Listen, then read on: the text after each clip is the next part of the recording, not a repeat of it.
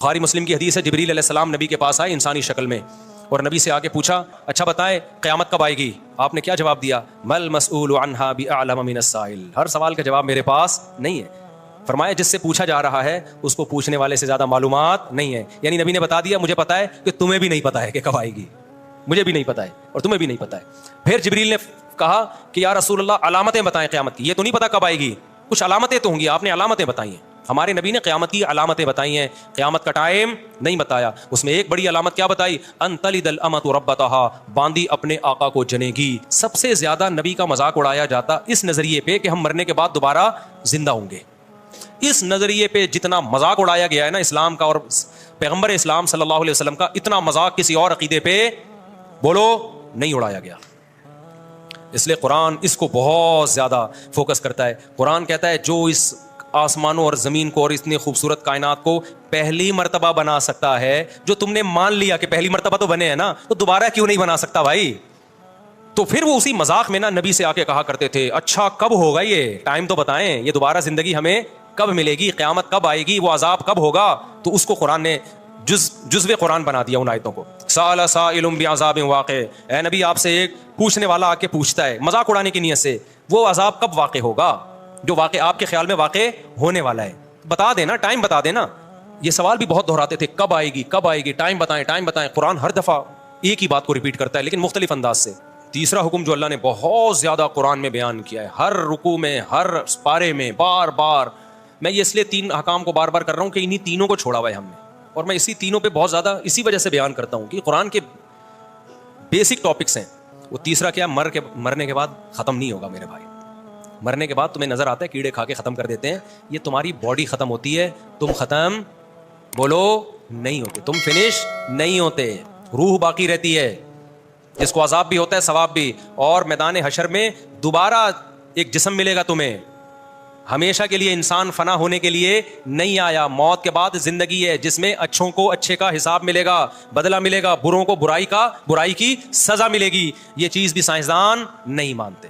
یہ تین چیزیں ایسی ہیں جن کو لبرل لوگ نہیں مانتے۔ کوئی کہتا ہے خدا نہیں ہے، اللہ کہتے ہے، کوئی کہتا ہے لیکن اس کے ساتھ اوروں کو شریک کر لیتے ہیں جو مذہبی لوگ ہیں، اللہ کہتے ہیں نہ، اس کے ساتھ کوئی شریک نہیں ہے، صرف وہ تیسرا تمہیں تمہارے اعمال کا حساب دینا پڑے گا۔ تو یہ تین باتیں جب نبی کیا کرتے تھے نا تو مشرک ان میں سے ایک بات کو مانتے تھے، اور جو ملحد ہیں وہ ایک بھی نہیں مانتے تھے۔ جو اس دور میں ملحد تھے، ایتھیسٹ تھے، وہ کہتے تھے کوئی خدا ہے ہی نہیں، ان ہی الا حیاتنا الدنیا نموت ونحیا وما یہلکنا الا الدہر، کچھ بھی نہیں ہے بھائی، ہم پیدا ہوتے ہیں مر جاتے ہیں، یہ زمانے کے تصرفات ہیں، یہ نیچرل ہے۔ یہ کیا ہے؟ سب یہ نیچرل پروسیس ہے۔ جیسے بیج زمین میں ڈالو، پودا اگے گا، پھل اگے گا، آم اتلیں گے، نیچرل ہے نا، کرنے ورنے والا کوئی بھی بولو نہیں ہے۔ تو یہ سب آٹومیٹیکلی ہو رہا ہے، مر گئے، کھاؤ پیو موج مستی۔ آج بھی بہت سے لوگ، زیادہ تر تو آج دنیا میں اسی طرح کے لوگ ہیں، حتیٰ کہ ہندو نام کے ہندو ہیں، سوچ ان کی بھی، وہ ہندوؤں کا بھی ساتھ جنم ورم والا گیا۔ وہ ایک ہندو پنڈت نے کسی نے کہا نا کہ کوئی برا کام کر رہا تھا تو ہندو پنڈت نے اس سے کہا کہ تو اگلے جنم میں گدھا بن جائے گا۔ اس نے کہا پچھلے جنم میں گدھا تھا، اس جنم میں کیا بناؤں؟ کچھ اچھے کام کیے تو میں انسان بن گیا ہوں، تو اب میں دوبارہ کیا بن جاؤں گا؟ گدھا۔ تو پھر میں کچھ اچھے کر لوں گا پھر انسان بن جاؤں گا۔ خیر یہ ان کا عقیدہ ہے، ہمیں اس سے کیا لینا دینا۔ تو ان کا یہ کہ 7 جنم ہوتے ہیں، لیکن اب دنیا میں لوگ اس کو، کیونکہ کسی مستند کتاب سے ثابت نہیں ہے وہ، تو جو ملحد تھے وہ کہتے تھے ان ہی الا حیاتنا الدنیا، صرف ایک دنیا کی زندگی ہے، مرتے ہیں پیدا ہوتے ہیں، زمانے کے تصرفات ہیں اور کچھ بھی نہیں ہے۔ ان پہ قرآن نے رد کیا، اوحا ربک الی النحل، اللہ کہتے ہیں یہ نیچر نے اتنی حسین ہے کہ ایک شہد کی مکھی، ملکہ مکھی، مزدور مکھیاں پورے ایک گیدرنگ کے ساتھ جاتی ہیں، چھتا تیار کرتی ہیں، اور فصل کی سبول ربی کی ذلولا، قرآن ایک چیز کو ہائی لائٹ کرتا ہے شہد کی مکھی کی، اتنے لمبے لمبے راستے ٹریول کر کے دوبارہ اسی چھتے میں آتی ہیں، ایسی خوبصورت مینجمنٹ کے بعد اور محنت کے بعد اتنا خوبصورت شہد نکالتی ہیں جس کا ذائقہ اتنا مزیدار، اور اس میں کیسی شفا رکھی ہوئی ہے۔ میٹھی چیزیں اکثر صحت کے لیے نقصان دہ ہیں، شہد صحت کے لیے انتہائی فائدہ مند ہے۔ اللہ کہتے ہیں یہ فطرت کی بیوٹی نہیں ہے، یہ اس خدا کی کمال ہے جس نے اس فطرت میں حسن ڈالا ہے۔ حسن آٹومیٹکلی نہیں آتا۔ کبھی دیکھا دلہن بیٹھے بیٹھے تیار ہو گئی، بیوٹی پارلر جائے گی، 2 گھنٹے ڈسٹمپر کے ڈبے خالی ہوں گے۔ تو یہ ٹاپک قرآن نے بہت زیادہ بیان کیا ہے کہ اگر یہ آٹومیٹکلی ہوتا، آج میں جو سورہ فرقان ہے نا، سورہ فرقان پڑھ رہا تھا، هو الذی خلق من الماء بشرا فجعله نسبا وصہرا، یہ آیت مجھے بڑی پیاری لگتی ہے، بڑا مزہ آتا ہے اس کو پڑھنے میں۔ سورہ فرقان پڑھا کرو، بہت مزہ آئے گا۔ تبارک الذی نزل الفرقان علی عبدہ لیکون للعالمین نذیرا. ایسے انداز سے شروع ہوتی ہے نا, ایسا انداز ہے شروع میں انسان کو ہلا دیتی ہے. بہت برکت والی ہے وہ ذات جس نے اپنے ایک بندے پر الفرقان, حق اور باطل میں دودھ کا دودھ اور پانی کی طرح فرق کرنے والی کتاب پیدا کی ہے, کانسیپٹ کو کلیئر کرنے والی کتاب پیدا کی ہے الفرقان. لیکون للعالمین نذیرا, تاکہ وہ ایک یتیم پیغمبر, یتیم محمد صلی اللہ علیہ وسلم سارے جہانوں کے سارے انسانوں کو اللہ کے خوف اور اللہ کے عذاب سے ڈرا دے. کیا ڈرائے؟ کہ تم سب آزاد نہیں ہو, تم میں ہر شخص سے اپنے اعمال کا حساب دینا پڑے گا. اس پیغام کو لے کے محمد صلی اللہ علیہ وسلم مکہ میں آئے, اور ایک یتیم پہ اللہ کہتے ہیں ہم نے قرآن اس لیے نازل کیا تاکہ یہ یتیم ساری دنیا کے سارے انسانوں کو بتا دے کہ مرنے کے بعد ختم نہیں ہونا, مرنے کے بعد حساب و کتاب دینا ہے. کیا جلال ہے یار اس ایک آیت میں. اور نازل کب ہو رہی ہے؟ مکہ میں, جب 4 آدمی بھی مسلمان نہیں ہوئے تھے. اور ایسے یتیم پہ نازل ہو رہی ہے جو نہ لکھنا جانتے اور نہ پڑھنا جانتے. کیا کانفیڈنس ہے یار, کیا کانفیڈنس ہے. اگر کوئی اس وقت ہوتا وہ کہتا بھائی تمام جہان آپ ایک مکہ میں یتیم, کوئی جانتا آپ کو ہے نہیں, قافلے یہاں سے نہیں گزرتے, نہ پانی ہے نہ گھاس ہے, اور بات کیا کر رہے ہو ساری دنیا کے سارے انسان. اللہ کہتا ہے وہ برکت والی ذات ہے جس نے قرآن کو نازل کیا, اس قرآن کے ذریعے ہی پھیلا دے گا اللہ. اور آج پھیلا دیا نا پوری دنیا میں. دنیا میں کوئی ایک چپا ایسا نہیں ہے جہاں قرآن پڑھا نہ جاتا ہو. دنیا میں سب سے زیادہ نام اللہ کا لیا جاتا ہے. اذانیں دیکھو پوری دنیا میں پھیل چکی ہیں. تو اسی سورہ فرقان میں اللہ کہتا ہے خلق من الماء بشرا. اللہ کہتا ہے تمہیں اللہ کی قدرت سمجھ میں نہیں آتی, ایک غلیظ پانی سے انسان کو بنایا میں نے, اس پانی کو دیکھو, اور بنا کے کیا فجعلہ نسبا وصہرا, اس کو 2 خاندان دے دیے, ددیال نلیال, اور بلوغت کے بعد ایک خاندان دے دیا سسرال. اتنی بڑی عزت دے دی اس کو, خاندانوں میں پیدا کیا. اس کی خوشی پہ ددیال نلیال بھی خوش ہوتا ہے, سسرال بھی خوش ہوتا ہے. اس کے رونے پہ ددیال نلیال بھی روتا ہے اور سسرال بھی روتا ہے. ایک پانی کو اتنی عزت آٹومیٹیکلی اب بولتی بند نہیں مل سکتی. لوگ کہتے ہیں نا بولو نہیں بولا کرو, آپ خود ہی بول لیا کریں تاکہ میں بولو نا نہیں بولا کروں, سینٹینس مکمل کر لیا کریں. ایک غلیظ پانی تھا, کوئی کہہ سکتا تھا ایک ایسے پروسیس سے اس کو بھی گزارا جائے گا, ایک ایسی مشین میں کہ یہ چودھری اور وڈیرا بنے گا, ٹھیک ہے نا, یہ سائنٹسٹ بنے گا, اور یہ ایک سیاستدان بنے گا, یہ ایک بڑا آدمی بنے گا, یہ ملینز بنے گا, بلینئرز بنے گا, اور پھر اس کا ایک خاندان ہوگا. اس کو تنگ کرو گے, اس کا باپ بھی آئے گا, ماں بھی آئے گی لڑنے کے لیے, پورا پیچھے خاندان ہوگا, اس کے رونے پہ خاندان روئے گا. پھر اس کا ایک, اللہ نے تو ایک سسرال کا ذکر کیا, میں نے اس آیت کی قدر کرتے ہوئے میں نے کہا جب سسرال اتنی بڑی نعمت ہے تو 4 ہونے چاہیے. تو میرے اوپر یہ آیت اور زیادہ فٹ آ رہی ہے. کیا خیال ہے بھائی کہ هو الذی خلق من الماء بشرا, اللہ نے ایک غلیظ پانی سے انسان کو پیدا کیا اور اسے نسب بھی دیا, اور 4 عدد نسب ایک دیا, سسرال کتنے دے دیے. اس سے پتہ چلتا ہے, اس آیت سے پتہ چلتا ہے کہ خاندان ایک بہت بڑی نعمت ہے, اور نعمت جتنی زیادہ ہو اتنا اچھی ہوتی ہے. پیسہ نعمت ہے یا نہیں ہے؟ تو کبھی کوئی کہتا ہے زیادہ پیسہ ایکچولی میں خرچ کہاں کروں گا, ایکچولی مینیج کرنا مشکل ہے. ابے لے آ, بعد میں دیکھیں گے کیا مینیج کرنا ہے اس کو. تو اولاد بھی نعمت ہے. یہب لمن یشاء اناثا, اللہ کہتے ہیں گفٹ کرتا ہوں بیٹے بیٹیاں, آنے دے, آنے کے بعد کرنا ہے کہ کرنا کیا ان کا, آنے میں نہیں روکنا ان کو کہ گفٹ کم لینے ہم نے, گفٹ تو جتنے زیادہ آ جائیں, اس کے بعد پھر ان کا کرنا کیا ہے. تو بچے پیدا ہونے سے مت روکو, ہونے کے بعد پھر پلاننگ کرو. مسئلہ یہ نہیں ہے, بچے جو بگڑتے ہیں نا اس لیے نہیں کہ زیادہ ہے, اس لیے کہ پیدا ہونے کے بعد بھی نہیں سوچ رہے ہوتے ان کو بنانا کیا ہے ہم نے. وہ تو ایک بھی بگڑ جائے گا, پھر تمہارا بچہ پیدا ہوا تم قیامت تک سوچتے رہو گے کرنا کیا ہے اس کو, تو چور بن جائے گا آٹومیٹکلی, ڈاکو بن جائے گا. تو وہ تو جو بگڑنا ہوگا تو ایک بھی بگڑے گا. اگر پلاننگ کر کے پیدا کرنے میں پلاننگ نہیں کرو, پیدا تو اللہ کی طرف سے گفٹ ہے, جتنا ہو اچھا ہے, لیکن جو پیدا ہوتے جائیں اسی وقت ان کو انسان کا بچہ بنانے کی فکر بولو کرتے چلے جاؤ کہ بگڑے نہیں ہے. ایسا نہیں چرسی میں بیٹھ رہا ہے, ایک بچہ بھی چرسی میں بیٹھے گا تو چرسی بنے گا, 18 بچے بھی اگر بھائی انسانوں میں بیٹھیں گے تو کیا بنیں گے, انسان کے بچے بنیں گے. فیملی پلاننگ والوں نے تو بچے ہی روک دیا نا. تو نسبا وصہرا, قرآن کہتا ہے سسرال والا بنایا, تو سسرال بھی جتنے زیادہ ہوں اتنے کیا ہیں, اور نعمت ہے سسرال. آپ کسی, یہ تو مذاق کرتے رہتے ہیں, مذاق اڑاتے رہتے ہیں سسرال کا, دل بھی چاہتا ہے لیکن اب کیا کریں, مجبور ہے. لیکن ویسے کتنی عزت ہوتی ہے جب آپ کا ان کے گھر رشتہ نہ ہوا ہو, آپ جاؤ کوئی عزت دیتا ہے. جہاں آپ کی بات ابھی شادی بھی نہیں ہوئی, صرف رشتہ طے ہو گیا ہے, بھائی دولہا بھائی آئے ہیں, بھائی ان کا سموسے کا پوچھو, ایسا نہ برا لگ جائے. آپ کو پتا ہے ادھر اس کو ٹینشن دی, پارسل کدھر کرے گا, یہ بہن پہ جا کے پارسل کرے گا. یہ سسر کو پتا ہوتا ہے داماد کو ذرا سا ٹارچر کیا, میرے سامنے تو کچھ نہیں بولے گا, یہ پارسل کدھر کرے گا, بیٹی پہ جا کے غصہ نکالے گا. کیسی رسپیکٹ مل رہی ہوتی ہے دامادوں کو. کیا خیال ہے بھائی, بیٹھیے آپ آئیے, ورنہ کون گھسنے دیتا ہے یار. اجنبی لڑکی ہوتی تو عزت دار لوگ تھوڑی گھسنے دیتے, بغیر تو آتے ہیں, آ جا بھائی لیٹ کیوں آیا, تو کب سے انتظار کر رہی ہے. بوائے فرینڈ جو ہوگا نا تو اس میں تو ابا آج کل پریشان ہوتے ہیں جن میں غیرت ہی نہیں ہوتی. تو قرآن کیا کہہ رہا ہے بھائی, یہ اس ٹاپک, یہ قرآن کہہ رہا ہے یہ آٹومیٹیکلی یہ ممکن کہ پانی کو اتنی عزت مل جائے, اس کے دنیا میں آنے سے پہلے اس کے خاندانوں کا انتظام ہو جائے, بلوغت کے بعد بھی انتظام ہو. یہ اگر آٹومیٹیکلی ہو رہا ہوتا تو اس کائنات میں اتنی بیوٹی, اتنا حسن نہیں ہوتا اس کائنات. یہی وجہ ہے کہ جو قرآن کے منکر ہیں وہ اس بیوٹی سے محروم. ان کے ہاں نہ سسرال ہوتا ہے نہ ددیال ہوتا ہے. ایک ننیال میں ایک عدد اماں رہ گئی ہے بس خالی ان کی, اور اس سے وہ جان چھڑا نہیں سکتے. ورنہ گورے کا بس چلے تو وداؤٹ اماں بچے پیدا ہوں, کلوننگ کے ذریعے, ٹیسٹ ٹیوب کے ذریعے, اماں کے رشتے سے بھی کٹا دیں, بولو ریاست کے غلام بن کے رہو, بس تم اسٹیٹ کے غلام بنو, ٹیکس ٹائم پہ دے دیا کرو. وہ مجبور ہیں, اماں سنگل مدر, سارا ان کا نہ ان کے یہاں سسرال ہوتے ہیں, نہ سالے ہوتے ہیں, نہ سالیاں ہوتی ہیں, نہ کزنیں, نہ سب سیٹ اپ آہستہ آہستہ کیا ہو گیا, ختم. کیوں؟ اللہ کی آیتوں کا انکار کیا. تو اللہ نے خاندانوں کی جو محبتیں تھیں وہ چھین کے اس کے بدلے میں ان کو کتے پکڑا دیے اللہ نے. جب ان کتوں سے دل لگاؤ, فرانس میں بھی کتے پالے جاتے ہیں. میرا ویزا ریجیکٹ ہوا اس چکر میں یورپ کا. انہوں نے کہا ہمارا مذاق اڑاتا ہے. میں نے کہا مذاق نہیں اڑا رہا بھائی, آپ تو کتے پالتے ہیں, ماشاءاللہ کتنے اچھے لوگ ہیں آپ لوگ, کتے پالتے ہیں. ہمارے کتوں کا حال دیکھو. ابھی ایک واقعہ سناؤں, کتے پہ بڑا زبردست واقعہ ہے. اتنے کتے ہو گئے نا, اللہ کے ایم سی والوں کو بہت جزائے خیر دے. کچھ رپورٹیں آئی ہیں, انہوں نے کتے مارنا شروع کیے ہیں. ہوا یہ کہ کل ایک داڑھی والے صاحب آئے, داڑھی ان کی, تسبیح ہاتھ میں, یہی ہمارے دوست ہیں, اور ٹوپی ماشاءاللہ, بڑا پرنور چہرہ. مجھے کہتے ہیں مفتی صاحب مجھے ایک مسئلہ بتائیں. میں نے کہا کیا ہو گیا؟ کہتے ہیں یار وہ ایک کتا مر رہا تھا اور بالآخر اس نے دم توڑ دیا.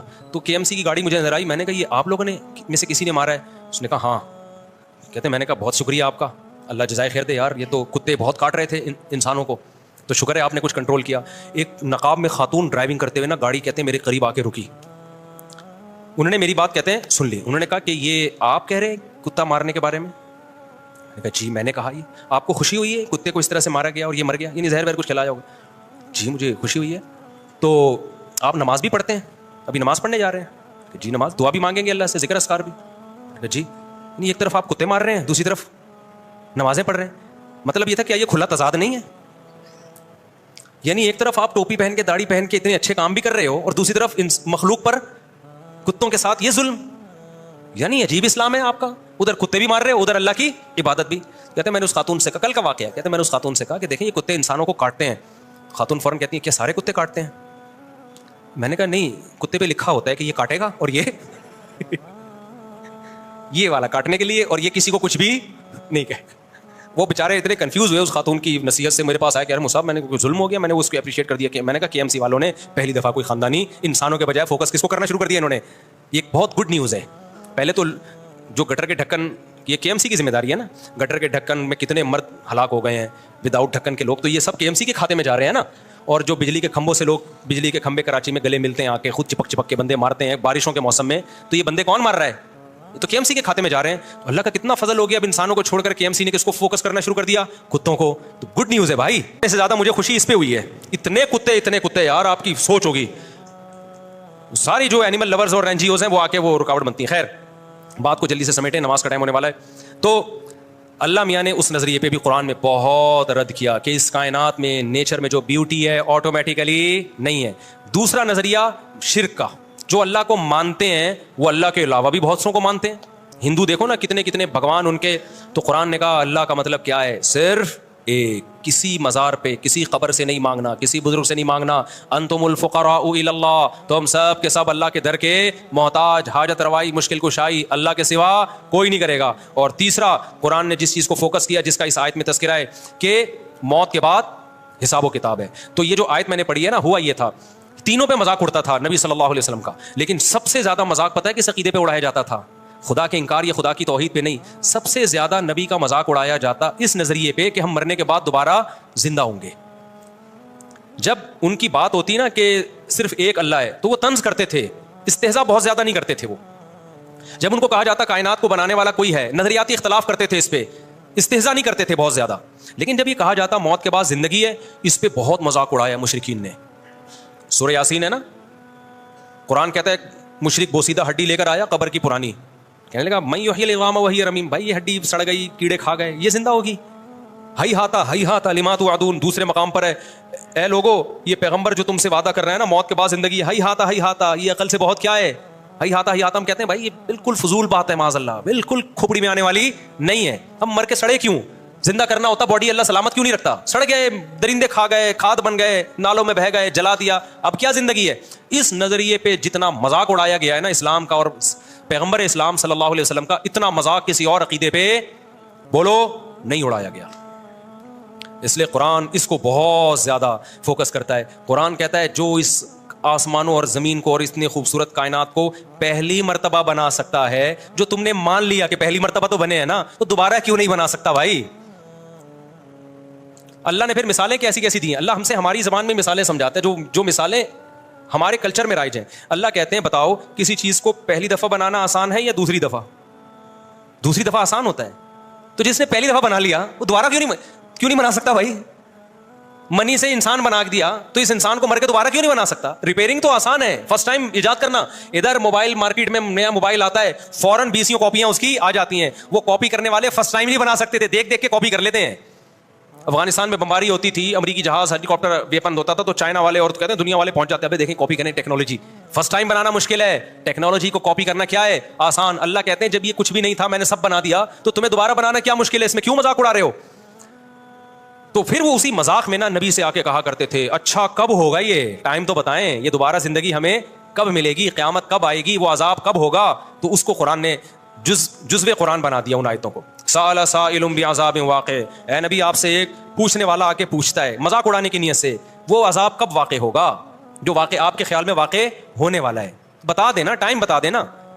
جیسے ایسے ہی ہے جیسے کوئی ہمیں دھمکی دے رہا ہو میں پولیس لے آؤں گا, کہتے ہیں لے آنا, ٹھیک ہے نا, بتا دے یار کب آئے گی. تو مذاق اڑانا شروع کر دیا. اللہ نے قرآن میں جگہ جگہ کہا ہے کہ میں نے اس کا علم کہ کب آئے گی کسی مقرب پیغمبر یا فرشتے کو بھی اس کا علم نہیں دیا. یہ دماغ سے نکال دو کہ میں یہ بتاؤں گا کب آئے گی, اس میں حکمتیں ہیں. ٹائم نہیں بتایا اللہ نے. قل لا یجلیھا لوقتھا الا ھو, اے نبی ان سے کہہ دیجئے اس کو اس کے وقت پہ وہی ظاہر کرے گا, مجھے اس کے بارے میں علم نہیں ہے. میں پیغمبر ہوں, پیغمبر کا کام, میسنجر کا کام جو میسج ملے اس کو آگے ڈیلیور کرنا ہے. مجھے جو میسج ملا ہے وہ یہ ملا ہے کہ یہ بات ڈیلیور کر دوں کہ تمہارا حساب و کتاب ہوگا, کس دن ہوگا یہ مجھے خود بھی نہیں پتا. ایک موقف تھا, اگر محمد صلی اللہ علیہ وسلم معاذ اللہ نقل کفر جھوٹے نبی ہوتے اور دنیا کی لالچ اور چاہت میں نبوت کا اعلان کیا ہوتا تو آپ کہتے تھے 100 سال بعد آئے گی. کیا خیال ہے 200 سال بعد آئے گی؟ 200 سال بعد کون جا کے دیکھتا بھائی؟ نبی کو معاذ اللہ نقل کفر, جو عزت حاصل کرنی تھی, جو دولت, وہ تو مل جاتی نا بھائی. دنیا میں جو نفس پرست لوگ ہوتے ہیں وہ کہتے ہیں یار ابھی تو لوٹو, ہمارے مرنے کے بعد جو مرضی ہوتا رہے. لیکن تمام پیغمبروں کا موقف اس میں ایک ہی تھا, مضبوط موقف, ہمیں معلوم نہیں ہے, ہمیں نہیں پتا, کیونکہ ہم عالم الغیب نہیں ہیں. قرآن نے یہ بھی کہا, یہ سوال بھی بہت دہراتے تھے کب آئے گی کب آئے گی, ٹائم بتائیں ٹائم بتائیں. قرآن ہر دفعہ ایک ہی بات کو ریپیٹ کرتا ہے لیکن مختلف انداز سے. تو قرآن نے ایک جگہ یہ بھی کہہ دیا سورہ اعراف میں یا سورہ انعام میں کہ اے نبی آپ ان سے کہہ دیجئے قل لا اعلم الغیب, مجھے غیب کا علم نہیں ہے, مجھے غیب کا علم نہیں ہے, مجھے نہیں پتا کب آئے گی بھائی. یہ تو جس سے جو دے گا وہ بتائے گا تو پتا چلے گا, وہ نہیں بتا رہے, یہ فرشتے کو بھی علم نہیں. بخاری مسلم کی حدیث ہے, جبریل علیہ السلام نبی کے پاس آئے انسانی شکل میں اور نبی سے آ کے پوچھا کہ ایمان کیا ہے, اسلام کیا ہے. آپ نے بتایا ایمان ایک خدا پہ ایمان لانا, موت کے بعد زندگی, فرشتوں پہ ایمان. جبریل نے پوچھا کہ اسلام کیا ہے, آپ نے فرمایا اسلام ہے 5 نمازیں قائم کرنا, زکوٰۃ ادا کرنا, رمضان کے روزے رکھنا اور حج بیت اللہ کرنا. آپ نے فرمایا جبریل نے احسان کیا ہے, یعنی ہر عمل میں ایکسیلنسی کسے کہتے ہیں؟ آپ نے فرمایا ان تعبد اللہ کأنک تراہ, اللہ کی ایسی عبادت کرو جیسے کہ تم اس کو دیکھ رہے ہو, یعنی تم اللہ سے تمہارا تعلق مضبوط ہو. ظاہر ہے تعلق مضبوط ہوتا ہے تو عبادت میں ایکسیلنسی پیدا ہوتی ہے کہ نہیں ہوتی.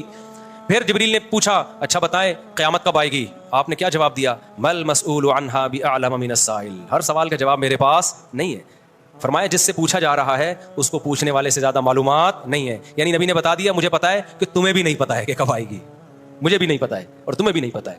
پھر جبریل نے کہا کہ یا رسول اللہ علامتیں بتائیں قیامت کی, یہ تو نہیں پتا کب آئے گی, کچھ علامتیں تو ہوں گی, آپ نے علامتیں بتائی ہیں. ہمارے نبی نے قیامت کی علامتیں بتائی ہیں, قیامت کا ٹائم نہیں بتایا. اس میں ایک بڑی علامت کیا بتائی؟ ان تلد الامۃ ربتہا, باندی اپنے آقا کو جنے گی. کیا مطلب؟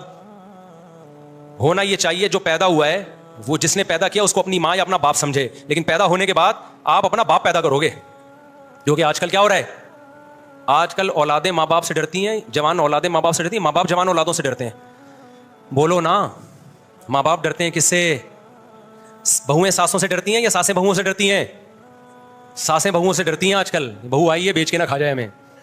ونس اپون اے ٹائم بہوؤں پہ ظلم بہت زیادہ ہوا, اب بھی ہوتا ہے, لیکن اب ساس کو بھی لفٹ کرانا جو مدر ان لا ہے قرآن کے مطابق, اس کو لفٹ کرانا انڈیپینڈنٹ انڈیویجول میں لائف گزارتی ہے. میرے ہسبینڈ ہے, یہ میں ان کی وائف ہوں, آپ کون ہیں؟ آپ ان کی مدر ہوں گی نا, لائف کو انجوائے کریں اپنے ہسبینڈ کے ساتھ. وہ کہہ رہی بیٹا پانی پلا دو, بیٹا آج کچھ اچھی سی کھچڑی پکا کے کھلا دو, تو فوراً ایک بیان چلا دیں گی بہو پہ ساس کی خدمت واجب نہیں, اور ساس سسر کا اسلام میں کوئی رشتہ نہیں ہے. اس کا مطلب یہ جو قرآن نے کہا ہے کہ اس نے پانی سے انسان کو پیدا کر کے نسب والا سسرال والا بنایا, تو یہ سسرال والا اللہ نے ایم ہی ذکر کر دیا. تو سسرال والے میں تو سب سے پہلے ساس سسر ہی آئیں گے نا, شوہر کے ماں باپ ہی تو آئیں گے. یہ تو اللہ میاں نے ایسے ہی کہہ دیا. نئے نئے اسکالر مارکیٹ میں آ رہے ہیں, کچھ بھی پھینکتے چلے جاؤ. میں مانتا ہوں بہوؤں پہ بڑا ظلم ہوتا ہے, وہ حرام ہے, ناجائز ہے جو آج کل ظلم چل رہا ہے مارکیٹ میں, لیکن یہ بھی نہیں ہے کہ بہو اور ساس کا کوئی رشتہ ہی نہیں ہے. بھائی رشتہ ہے, اور ایک محترم رشتہ اللہ نے بنا دیا. تو خیر کہاں سے بات, جلدی ٹائم بہت کم رہ گیا, جلدی کدھر چھوڑا ہے میں نے پانی. ہاں, ان تلد الامۃ ربتہا, نبی نے فرمایا قیامت کی علامات ہیں کہ باندی اپنے آقا کو جنے گی, یعنی باپ اپنے باپ کو جنے گا. آج کل جو ابا سے پیدا ہو رہے ہیں نا, وہ ابا کے باپ پیدا ہو رہے ہیں. ابا پوچھ نہیں سکتے تو لیٹ کیوں آ رہا ہے, پوچھ سکتے ہیں آج کل جوان اولادوں سے, گٹر کے ڈھکن پہ اتنی دیر سے کیا کر رہا تھا بیٹھا ہوا. فوراً جو فلمیں ڈرامے دیکھتے ہیں نا, ڈیڈی پاپا, ایک تو ابو بلوایا کرو یار ابا کو. ابو کے لفظ میں کتنا پیار ہے یار, شکر ہے ہم اپنے ابو کو ابو بولتے تھے. پاپا ڈیڈی بھی جائز ہے, بابا بھی جائز ہے. میرے ایک چینل کے بچے مجھے بابا بولتے ہیں, 3 چینلوں کے ابو بولتے ہیں. میرے پاس تو ہر قسم کی سہولت ہے, ڈیڈی بھی بلوا سکتا ہوں, لیکن جو بابا بولتے ہیں نا, میرا دل چاہتا ہے وہ مجھے کیا بولیں, ابو بولیں. ابو کے لفظ میں بڑا پیار ہے یار. خیر بابا پاپا ڈیڈی بھی چلتا ہے. ایک تو ہمارے جاننے والے ہیں, وہ ناراض نہ ہو جائیں, ان کے بابا پاپا اس طرح کتنے ہیں, تو لوگ کہتے ہیں بیکری کا سارا آئٹم ان کے یہاں, پاپا بھی اور پتہ نہیں مختلف چیزیں ان کے یہاں ہیں, اور بھی ہیں وہ نہیں لوں گا, وہ پھر ناراض ہو جائیں گے. وہ سارے بیکری کے آئٹم ہیں جو انہوں نے گھر میں لا کے رشتوں کے نام رکھے ہوئے ہیں. تو ابو کا لفظ میں کیا ہے, امی کے لفظ میں کیا ہے, پیار ہے بہت. امی ابو کتنا پیارا لفظ لگتا ہے, سارے چیزیں گوروں کی. ڈیڈ, جب ڈیڈ بولو گے نا تو بولے گا oh dad what are you doing, صحیح ہے نا, وہ پھر پوری انگلش لے گا, آدھی نہیں لے گا وہ.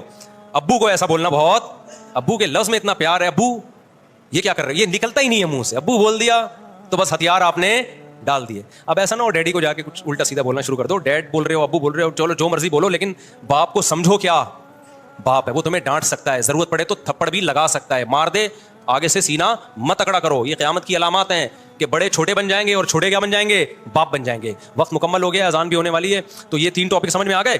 تو سأل سائل بعذاب واقعی میں بھی یہی کہ اس نے پوچھا کب آئے گی, تو اللہ نے فرمایا للکافرین لیس لہ دافع, جب آئے گی یہ تو میں نہیں بتاؤں گا, لیکن یہ بتا دوں جب آئے گی تو کوئی بھی اس کو ٹال نہیں سکتا. تو خود کہے گا کہ یہ کیوں آ گئی ہے قیامت. اللہ تعالی ہمیں سمجھنے کی عمل کی توفیق عطا فرمائے.